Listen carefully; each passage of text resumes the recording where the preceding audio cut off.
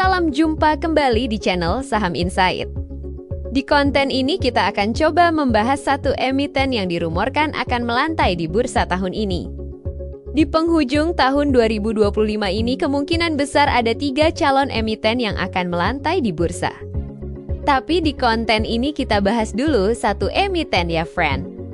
Apa nama perusahaannya? Mari kita tonton ya friend sampai selesai. Tapi sebelumnya mohon like, sub, dan komentarnya. Tapi sebelum kita bahas, disclaimer konten ini bersifat edukasi, bukan rekomendasi investasi. Hak cipta seluruh merek dimiliki pemilik masing-masing. Oke, tanpa belama langsung saja friend. Nama calon emitennya adalah Superbank. Superbank, bank digital yang sahamnya dikuasai Grab, Emtek, Singtel, dan Kakaoban dikabarkan akan IPO dengan nilai jumbo. Tapi, seberapa nyata peluang IPO ini? Apakah ini kesempatan emas buat investor atau justru jebakan hype bank digital? Di video ini, kita bahas fakta, rumor, risiko, dan peluang IPO Superbank biar kamu nggak salah langkah. Sebelum bahas IPO, kita kenalan dulu. Superbank dulunya bernama Bank Fama. Perubahan namanya terjadi setelah Emtek dan Grab masuk sebagai pemegang saham. Terakhir, investor baru juga bergabung, Singtel dan Kakaobank dari Korea Selatan. Artinya, Superbank punya backing dari raksasa teknologi Asia. Bayangkan, Grab di transportasi dan pembayaran, Emtek di TV dan media, Singtel di telekomunikasi, dan Kakaobank sebagai bank digital sukses di Korea. Ekosistemnya luar biasa besar, rumornya Superbank akan melepas sekitar 15% saham ke publik dengan kisaran harga penawaran 500 sampai 1.030 rupiah per saham.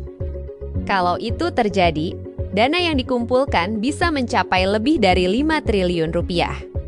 Angka yang sangat besar untuk bank digital baru. Tapi, Bursa Efek Indonesia belum mengonfirmasi. BEI menyebut belum ada proses IPO resmi. Jadi, saat ini statusnya masih potensi, bukan pasti. Menariknya, beberapa analis menduga kebocoran informasi ini bertujuan untuk menguji minat pasar. Artinya, Superbank mungkin sedang mengukur seberapa besar antusiasme investor. Nah, ini bagian yang paling penting, fundamentalnya. Hingga kuartal ketiga 2024, Superbank masih rugi lebih dari 285 miliar rupiah. Ini wajar, karena hampir semua bank digital di awal akan membakar uang untuk akuisisi pengguna dan teknologi.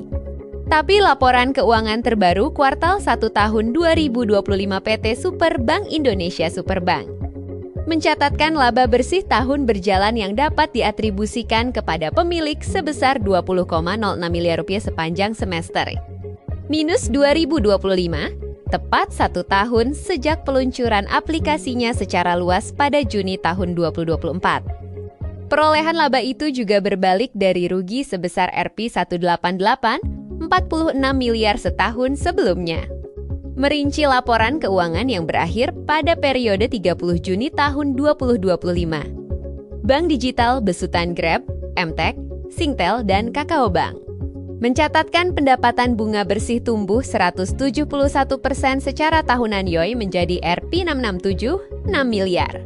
Net revenue pun meningkat menjadi 10,2%, naik dari 8,1% pada tahun sebelumnya.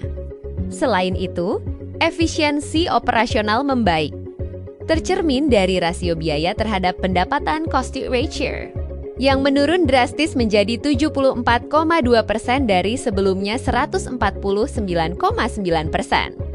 Jadi yang perlu diperhatikan bukan ruginya, tapi apakah rugi ini untuk ekspansi yang produktif. Jika dana IPO dipakai untuk memperluas ekosistem Grab dan Emtek, potensi jangka panjangnya besar dibanding bank digital lain di Indonesia.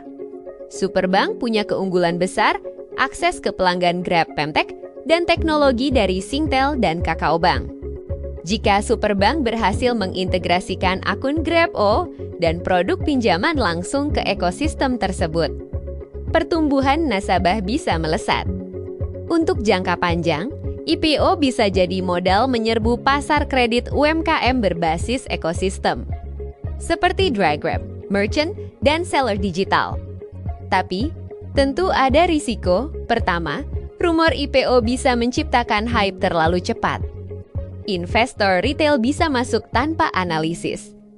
Kedua, kerugian superbank bisa bertambah jika ekspansi agresif tidak dibarengi manajemen risiko kredit yang ketat. Ketiga, belum ada prospektus resmi.